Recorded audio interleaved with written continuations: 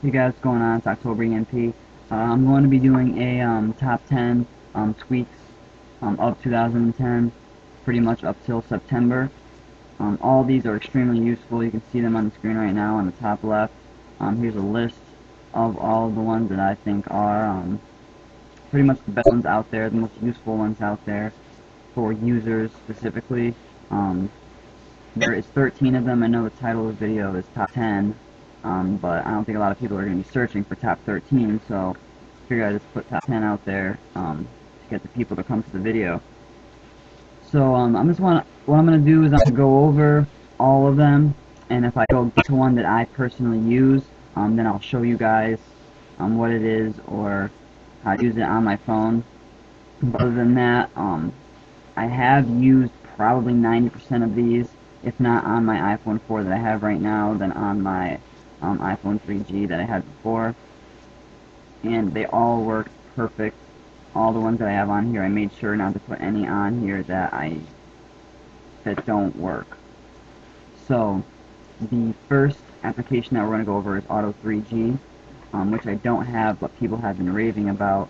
Apparently it extends your battery life a whole bunch by switching to the 2G radio rather than the 3G while your phone is on the lock screen and you're not using it, which is a nice feature considering a lot of phones now are having battery issues, such as the iPhone 3G with the new iOS 4 firmware. So that's going to be really helpful for those people.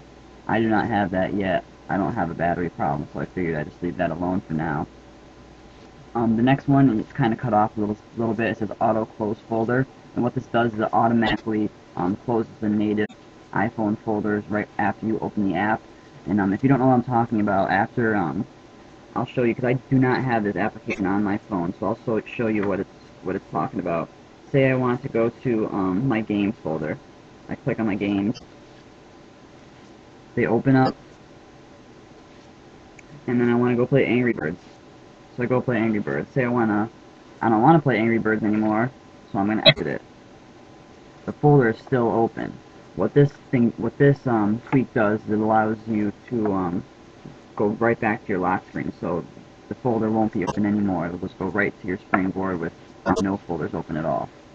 So obviously that's a nice tweak for time saving and stuff like that. The next one that we're going to get to is Cydelete. I have this application, and what this does is it allows you to delete jailbroken apps right from your lock screen. So I'll go ahead and show you guys. All my jailbroken apps are in a folder, but it will still show you all my jailbroken apps besides Cydia all have an X on it, as you can see. And if you didn't have Cydelete, none of these would have an X on them. So that makes it easier to delete applications right from your springboard rather than having to go into Cydia every time and remove it.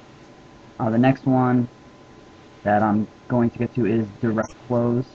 This adds a minus sign to all the apps in your multitasking bar. This might be a little bit confusing. You might not really understand the description of this, so I'm just going to show you. Obviously, when you double click and all the apps that you have running are right in here, what this does is it automatically adds that little minus sign and the wiggling to it, so you don't have to hold on to them every time. You can just double click and minus on them, or you can open them, because you can open them as well from within the app.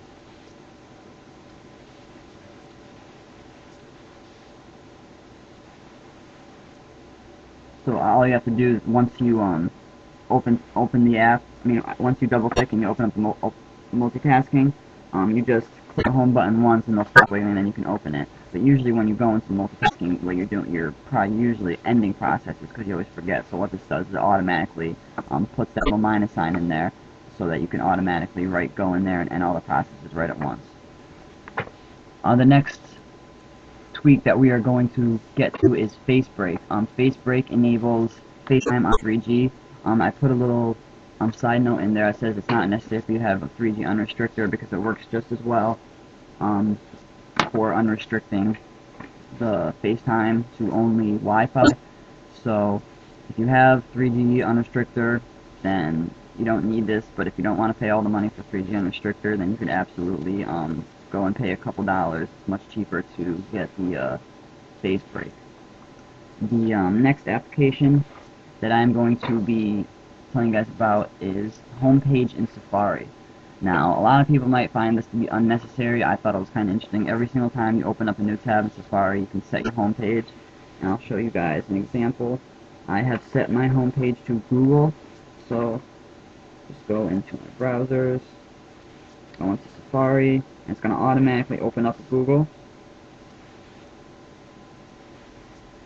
And even if I go like this and I X on it, it's going to open up another page, and that's also going to be Google. So what it does is it just adds a homepage to your Safari. It's as simple as that. It's a nice little feature that we all have on our computers. Might be a little nice thing to have on your iPhone as well. One that we're going to go over is Infiniboard, and this is an old tweak that's been around for a while now. It allows you to have as many columns and rows as you want on your springboard, and what goes right along with that app, with that tweak, is Infinidock, which allows you to have as many icons as you want in your dock, as well as you can page your dock and scroll, you know, so you can have multiple pages of dock icons on your springboard. So that's a pretty neat little tweak. I don't have those. I did on my other phone, and they worked beautifully. Nothing was wrong with them, so you guys don't have to worry about anything like that. The next one is Infinifolders, which is a very nice tweak. I have this. I have a ton of games, so I needed this application to save room on my springboard. I'll open up my games right now. You can see I have tons of games. I have like maybe almost 40 in this one folder, and all my folders now have tons of apps in them, and this is a really nice tweak. Really can save you a lot of space. So I really recommend going to get that one. The next one is Lockscreen DimDelay. This allows you to control how long it takes for your device to fall asleep. A lot of people get real annoyed. If you can tell with this video, every couple seconds when I don't pay attention to my phone, it turns black. I probably should get Lockscreen DimDelay since I do a lot of these videos. I just haven't gotten it yet. I have it on my other phone, and I had it to like a minute, so it wouldn't fall asleep for at least a minute after I stopped using it. That will start to drain your battery, though, for those who have the iPhone 3G and even the 2G and sometime maybe even the 3GS. It will definitely drain your battery a little bit. The next tweak that we're going to is No Spot. A lot of people are saying that the spotlight kind of slows down phones, your iPhones and iPod touches. So what this does is it gets rid of it and makes it just not there, so there's no even scrolling over to it. It's a nice tweak that I have seen work in videos before. I personally don't have it, but it does work. Remove background. What this will do, if you haven't seen it, I made a video a couple weeks ago about a SB settings toggle that allows you to end all of your multitasking apps at once. I'll show you guys that, and that's called Remove BG right there in the second row, second one in. That's called Remove BG, and that just removes all your apps in the multitasking bar at once. But there's another one called Remove Background, and what this one allows you to do is set an activator, so you could end all those processes at once with any kind of gesture that you decide, which is a very nice, obviously, good way to customize that feature if you want to. The next app out here is called Rename To, and this is as simple as it sounds.